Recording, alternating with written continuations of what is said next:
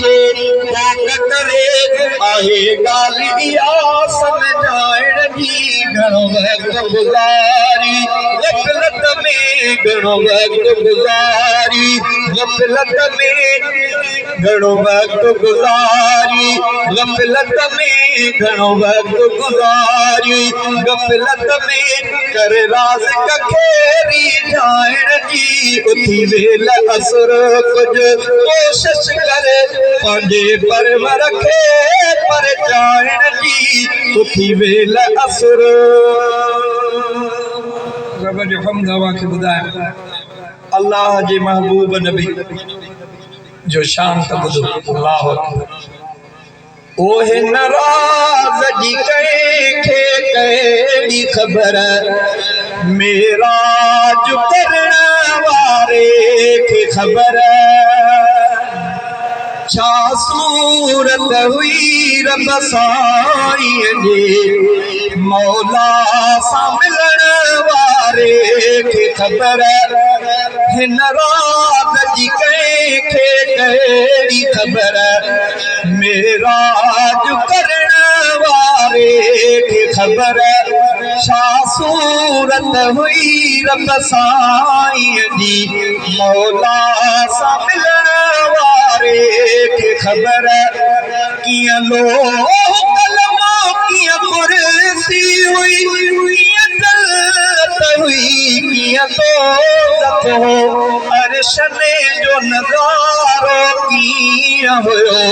अर्श में ते वञण वारे खे ख़बर छा सूरत हुई रब साईं जी मौला सां मिलण वारे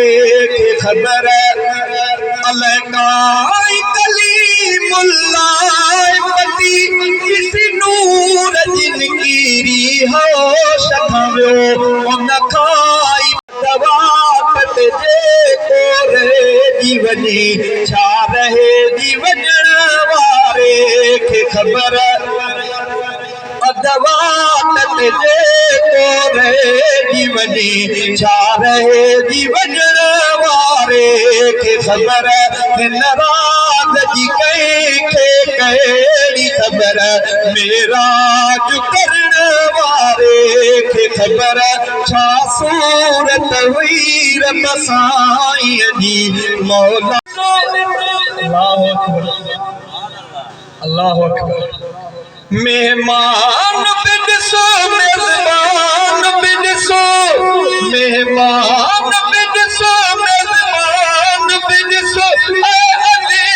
अजीब जो शान बि ॾिसो छा दाज मिलिया ॾींदड़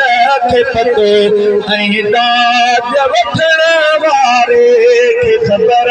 छा दाज मिलिया ॾींदड़ खे पतो ऐं दाज वठण वारे खे ख़बर हिन रात जी कंहिंखे कहिड़ी ख़बर मेराज करण वारे खे ख़बर छा सूरत हुई रब साईं जी छा सूरत हुई रब साईं जी मौला सां मिलण वारे खे ख़बर जे